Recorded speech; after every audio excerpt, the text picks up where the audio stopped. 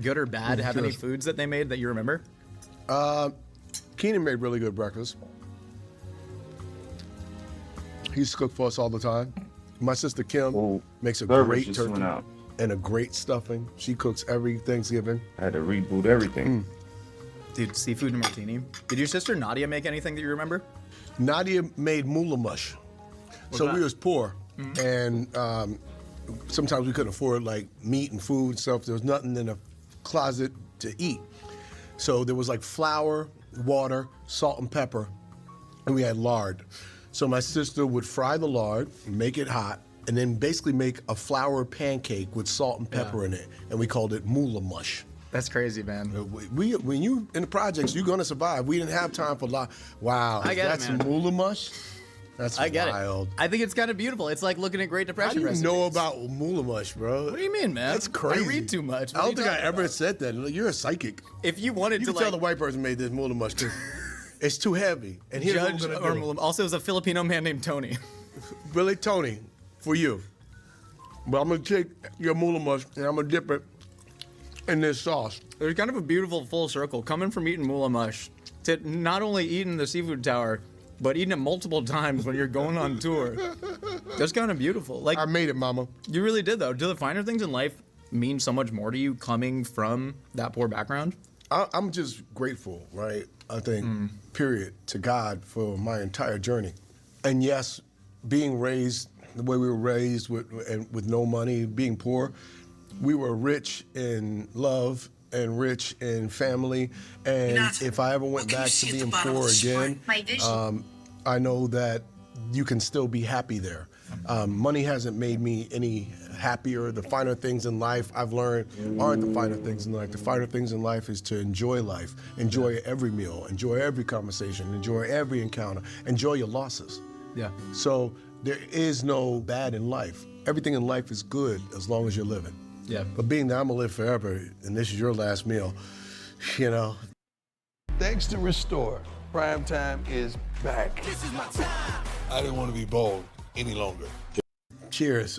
That's fine, man. To I've moolah also mush. lived a good life, man. I got to eat moolah mush with Marlon Wayans. That's pretty cool. You know what I'm saying? One of my favorite stories that you've told, though, is how you used to take your mom out on, like, weekly date nights. Yes, ma'am. And she used to get the Wagyu steak. Yeah. You know, so it sounds like being able to introduce your mom to those finer things in life meant a whole lot to you. That was a treat for me to take my mother out, because my mother always complained about my father never taking her out. Yeah. But we were poor. He didn't have money to take you out. You know, I remember she once took her to Benihana's, and you know, Benihana's, she ordered a drink, and that drink came with a ceramic Benihana, and so he took her twice, and my mother kept those ceramic Benihanas as a reminder of those 2 times that my father took her out.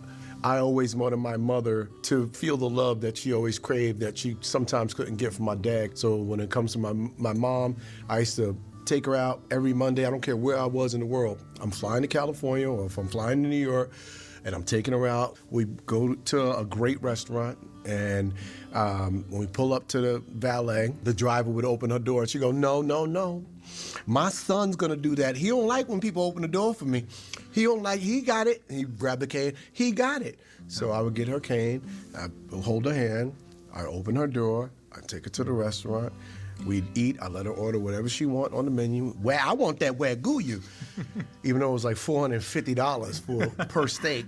But it doesn't matter. I mean, and one time she was cursing me out because she had dementia, and she would curse me out, and she was eating this $400 steak. And I was like, look, you're gonna have to hold this argument till you get that $400 steak out your mouth. Or we're gonna go have sirloin or ground chuck. We're going to the Sizzler next time. And so, pay the bill, I walk her back to her car, I take her back home, she go on the balcony and she waved down, hi, bye, baby, I had a beautiful time. I love you, mama, I love you too.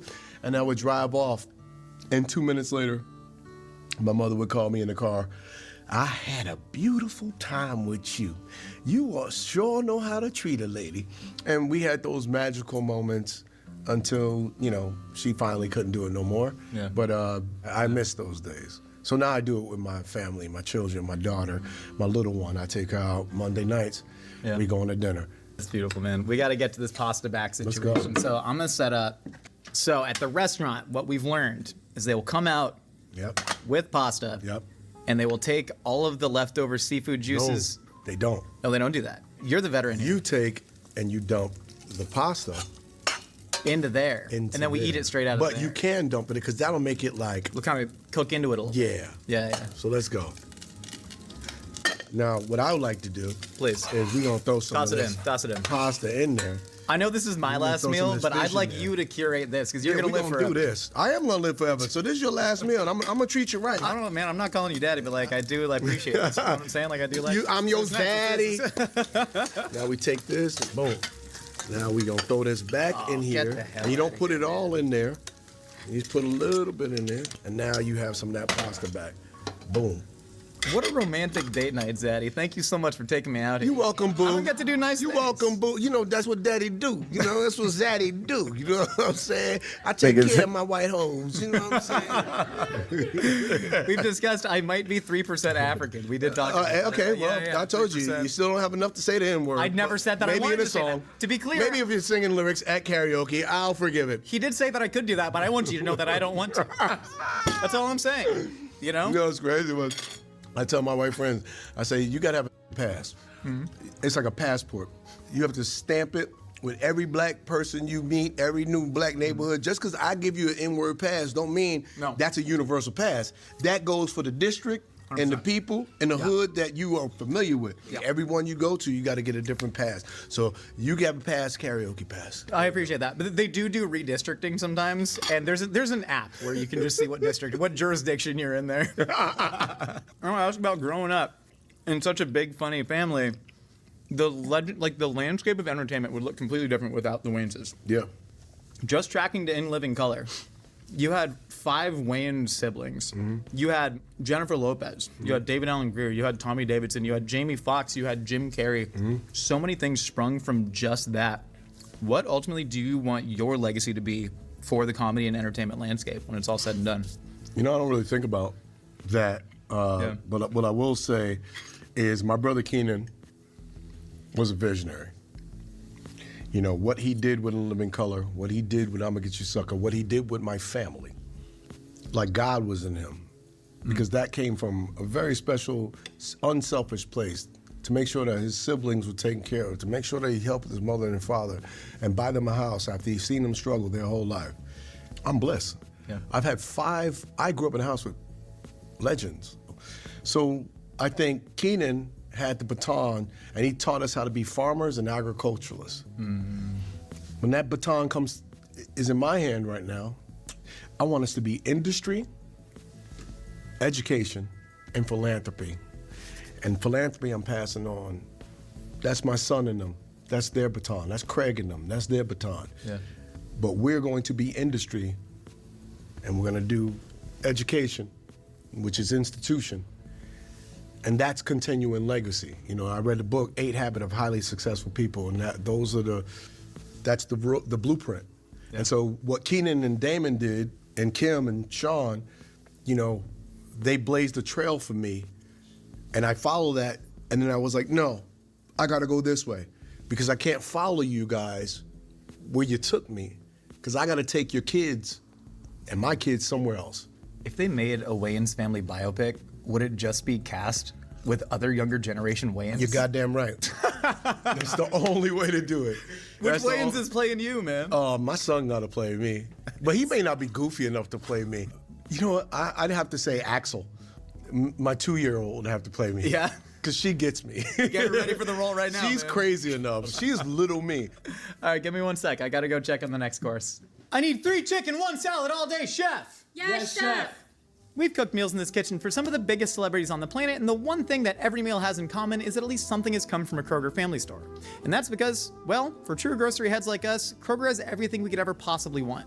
Whether it's fresh arugula, endive, and radicchio for a beautiful tricolore salad, or free-range organic chicken for the best dang chicken satay you've ever had, if it comes from a Kroger family store, we know it's going to be high quality and delicious. Hands, chefs! I need hands! Why are you yelling? We're right here. I'm sorry, I get carried away sometimes. Marlon, for the second course of your final meal, we have the spicy seafood soup from Nobu with a little bit of nigori sake, and then we have a tricolore salad that has the arugula, the endive, and the radicchio in it, and then of course the chicken satay from Mr. Chow's with the peanut sauce on the side, and Mr. Chow's special hot sauce, and garnished with a little bit of fresh mint. Yama. Can I pour you up? Yama. Yeah, and I'll pour you. Damn, you have a hell of a pour. It's actually traditional to overflow the sake glass as a sign of overflowing riches in your life. There he goes. How's that? I'll check it. Okay, cheers. Cheers. What are we eating here? Should we go with the salad first? Yes. We're gonna go with the tricolore salad. I usually have this when I go to Pache. Sometimes I take Axel on a date there, and we go and she tears the place up. This Adam is on WhatsApp. This Adam is not, so his donation update got lost under a million group texts. Talking about filming Requiem for a Dream and Scary Movie at the same time. I was filming Requiem nuts. for a Dream, Scary Movie, and Dungeons and Dragons. Jesus Christ. All at the same time. Man. The concept of doing all three of those movies at the same time is crazy. Yeah. But I'm crazy. I've noticed, it's great. I think you either take your insanity and you turn it into genius, or you just become insane. You have to do. I'm a doer. And the more I do, and I don't know, my assistant, I drive her Ebony crazy.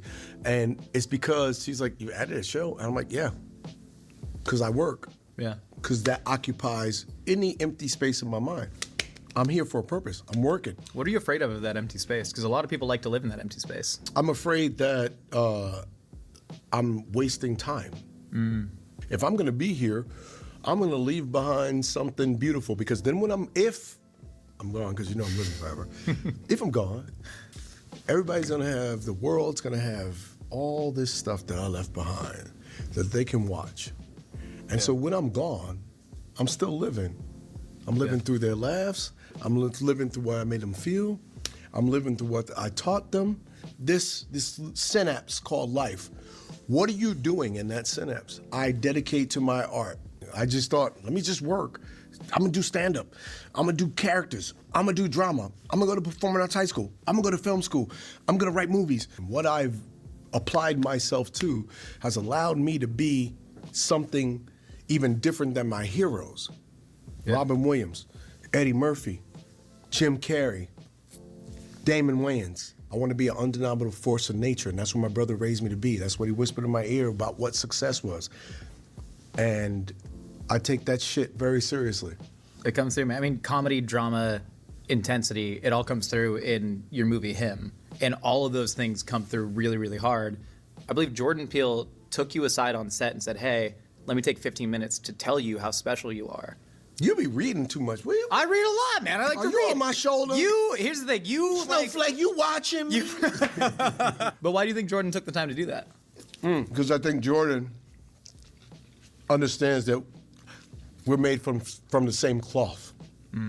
Jordan Peele understands how hard it is to do sketch, how hard it is to do comedy, how hard it is to be able to take this light and this energy and this desperate thing that you have to make people laugh and to hone that energy into making people feel. Yeah. And then to come out of that energy to make people laugh again. There's rare people that know what it takes and have assigned themselves to this tireless journey of being an artist. Oh, man. Dig into the soup. The soup's getting cold, man. Oh, thank God, because it's spicy.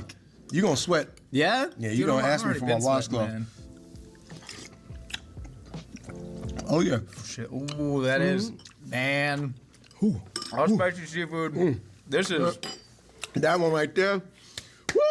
Talking about this idea of legacy and charging hard for greatness, and you're obviously on track to be like one of the goats of comedy. In the movie Him, they take a pretty harsh lens on the idea of sacrificing for this idea of almost being this kind of God-given savior. There's so many different parallels to your life that you could draw from that movie, but I'm curious where you found the most similarities. I don't know if Jordan Peele and Justin Tipping know, but they probably saved my life. No shit. I had lost 65 people I loved. Jeez. And I had a baby, a new baby. And I was doing so much. And then I got this movie, him.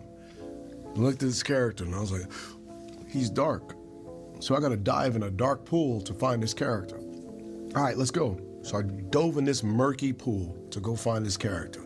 Went on walks, started meditating, sitting in red light therapy, read a bunch of books, read Relentless by Tim Groven, just what it takes to be a great. And I dove in that pool to get Isaiah. And I grabbed Isaiah's hand and I looked up and I saw Marlon. I saw Marlon Wayans just floating like dead in the pool. Yeah.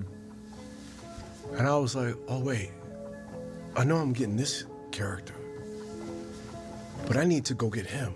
Yeah. He's broken, but he doesn't even know his potential yet. Let me go breathe life into Marlon. But come on, Isaiah. So I'm Isaiah meet Marlon.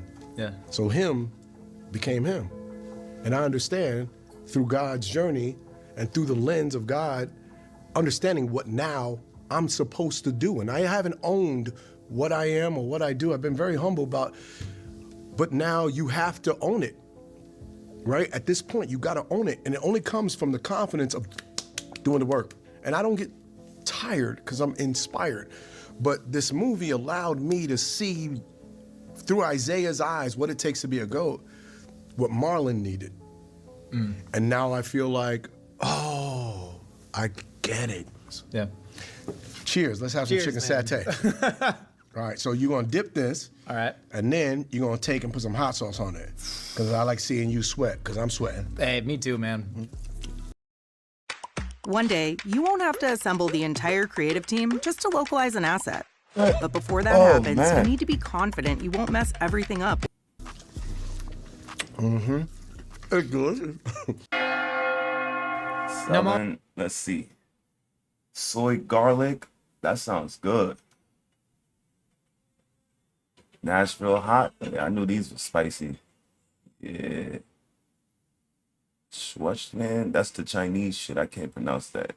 Let's see, Chuhan, and that's Southern. I'm not with the too much Southern. They don't look too crispy.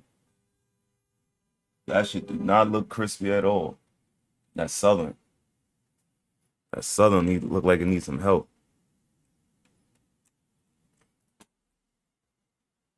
Yeah, this right here, this is looking bad. This is looking like some old chicken spot chicken. Marlon, for the third course of your final meal on Earth, we have the fried chicken flight. The first one is going to be a classic spicy southern fried chicken. We're using some Cajun seasoning on this, and of course, gotta have the Louisiana hot sauce. And then we have the Nashville hot chicken. I know you're a cultured guy, so we're going over to Korea for some sweet soy garlic glazed chicken, and then finally the Sichuan hot chicken. I just love this. I'm eating with a knife and fork.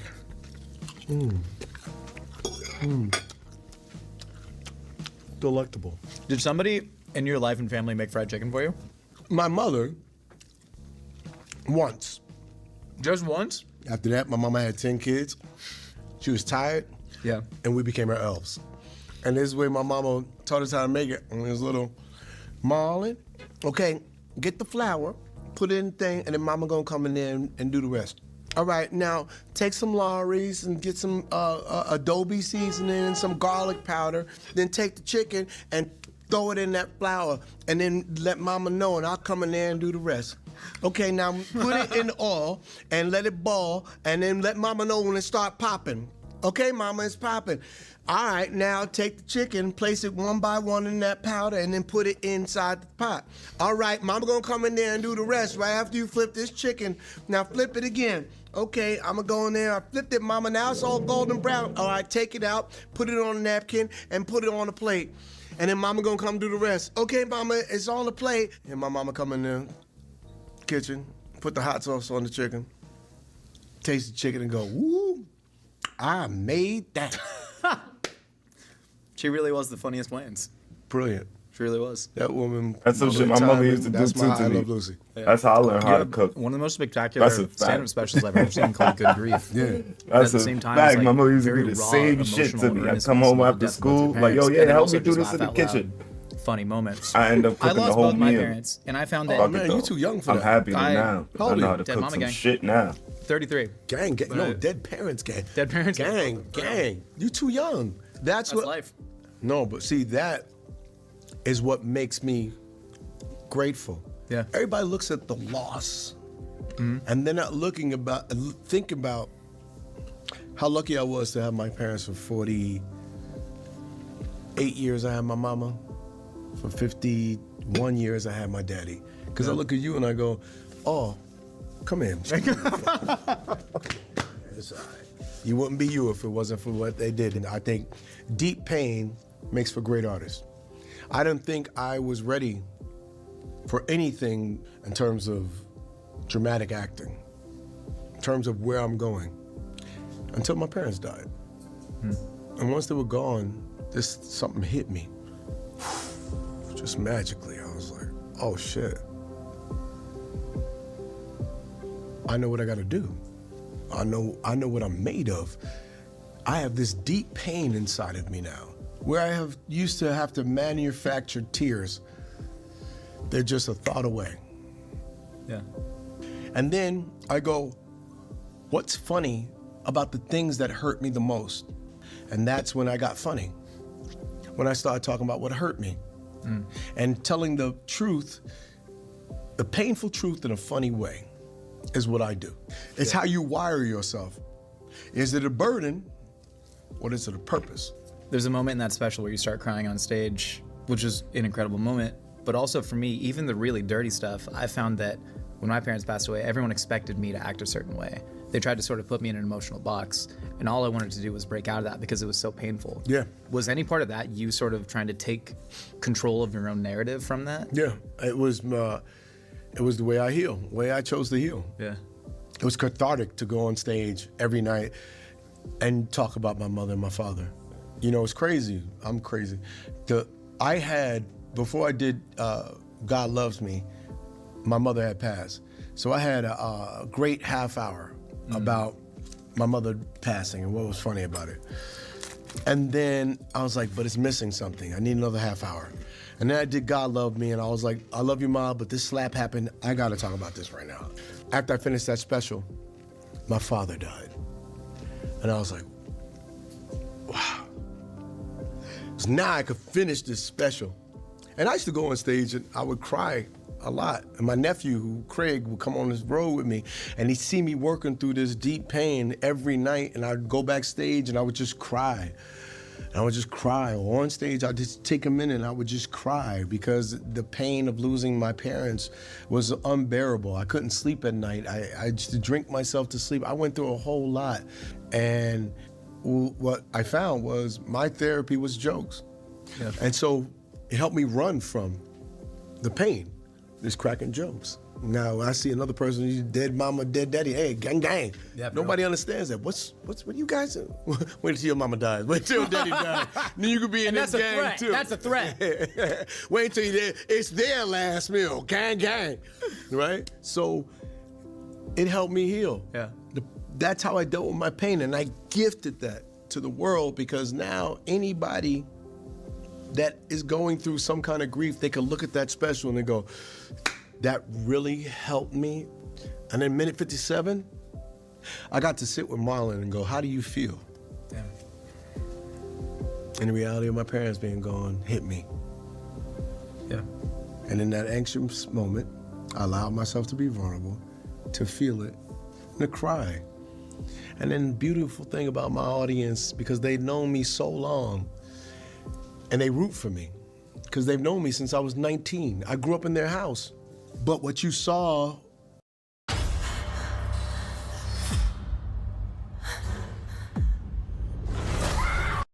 was me broken at 57 minutes, me hurting, and then the audience cheers me back to life. Those laughs, those applause, like, come on, Marlon, come on.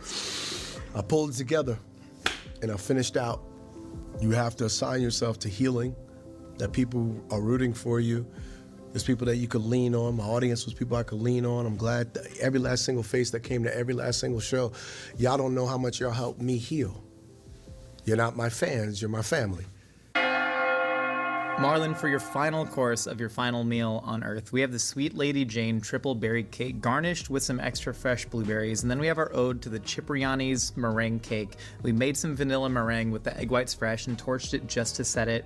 Then we have some Blanton's bourbon on the rocks, and of course, your Liga Tridente cigars. I have my own cigar company. That's the other thing I do, Liga Tridente cigars. So this is my signature blend, the Il Bambino. And if you look, it says Il Bambino, 723, which is me and my mama's birthday. I was born on my mama's birthday. And it says by Elvira, which is my mother's name. So my mother's immortalized in a cigar. And I know she'll be like, you know I don't like no smoke. Trolling your mom beyond the grave, man. Put me on something like a cake. I'm like, You know why? Start Because- a cake company. Because your mom used to have you sing Christmas carols outside your Jehovah's Witnesses dad. Like, she taught you how to do this, man. Yeah, how to be a troll. So for the rest of my life, I'm a troll. But they're great, great relaxing. I sit down, smoke with my friends, hang out, have me a nice whiskey. You know. Cheers, man. Cheers. Now this cake and this cake. Tell me about the cake. This cake is a family favorite. For my family, we always had like cheap cake in a box. Entenmann's cake. That's what raised me and my family. The Entenmann's lemon cake. Yep. So it was lemon with coconut shreds. And so this was kind of the upgrade that Kim found for my family by Sweet Lady Jane's, which is a wonderful bakery. We've been going there for years, my family and I, and it's one of my favorite go-to cakes. Every year on my birthday and my kid's birthday, we have the Sweet Lady Jane's 3-berry cake. Both of these, man, this is such LA greatness right here, man. So when they need to box this, Entenmann's need to buy Sweet Lady Jane and box this, because there is no bad part of the cake. Yeah. And this cake, this pie, is from Cipriani in Beverly Hills. And I just got familiar with this probably maybe 7-10 years ago. Maybe 7 years ago. I was in Saudi Arabia. I was in Jeddah, and I was doing a show in Jeddah. And I ordered this pie, I seen it on the menu, and I was like, it sounds like it'll be great. There's a Cipriani in Jeddah, Saudi Arabia. Yeah. And they have, I think, a Mr. Childs. Like, Saudi Arabia is pretty hip. They just took Beverly Hills and put it in Saudi Arabia. They did. And then, so it's like, you have this Beverly Hills section, and then sand. Sand and like clay buildings. But they have the Cipriani's there, and it's really good. And Dude, I mean, this is an incredible cake. it just makes me happy. It just makes, it just rocks your mouth to sleep. I want to ask you about, you don't stop working. You work 7 days a week. You've sacrificed so much. You've given up a lot. You've also And I'm given promoting lot a to movie, people. him. Well, no, I wanted to talk about this because the tagline of that movie, and I'll watch And any I movie gotta where see this this movie tagline too. is, I keep hearing. I what heard are that you shit willing was to fire. sacrifice? Now, from my own viewpoint, I generally see that and I go, probably not as much as this movie's going to show me, but you, starring as the person who sacrificed all that in that movie, did you watch it and just go, I'm willing to sacrifice the world for greatness or die trying? Because it seems like you're on that war path right now. I'm willing to sacrifice the world, but not my world. Yeah. I'm not willing to sacrifice strong bonds with my family, time with my kids, saving a little space for some real healthy love. But I'm willing to sacrifice all the bullshit and transform all the energy and all the distractions into my art, right? Time is the most valuable thing that we have. And as we sit here having our last supper, the only thing that is valuable to me is time. So I want things that help me manage and create more space to have more time for the things that I love outside of my art. You said when your parents died, the training wheels were off because your dad was always the pillar of your family, and now you had to be the pillar of your family. Yeah. When your child came out as trans, I know that was a big testing moment for you, for what it meant to be the pillar of your family. Yeah. I'm wondering what you found out about yourself through that process. I found that my child, first and foremost, they deserve their anonymity. Yeah. And all children deserve, even though they're grown, to have their space to just develop and incubate in their own way. And Kai healed me. Their journey with what they went through, they were a vessel to my healing. I was broken from my mother, my mother's death. I was trying to put myself back together with my father's death, and I was dealing with this transition. God was trying to lead me personally somewhere, but I was deflecting. And God took the very thing that I love most, which is my children. Ali, I love your hair. I mean, it's easy to spot me on the court, I bet. But you've always been like that. See me? Yeah. Before you hear me. All done. Thank you. You're welcome. Not so fast. I love you. Tina used to worry about bad breath. Now, Swishy time. she uses TheraBreath mouthwash for 12 hours of fresh breath. And it's non-burning, unlike our outfit, which is fire. Try TheraBreath mouthwash. It's a better mouthwash. And he taught me acceptance. Yeah. Taught me healing. My life has been completely different because of them. They brought me to the healing I couldn't find for myself. And so I'm grateful for that. Some people look at things and go, oh, it's terrible that you went through that. No, I didn't go through nothing. I went through everything God wanted me to go through, and I'm very happy. Yeah. And as long as they're happy, I'm happy for them. All I want as a father is I don't care about success. Y'all can live with me for the rest of your life. If you're happy most of your day, then you're successful. And all I want for them is to know that I love them. And that's all. I love you wholeheartedly for two forever times infinity plus one day. Yeah. So cheers. Cheers, friend. With all this talk about God, what do you think happens when you die?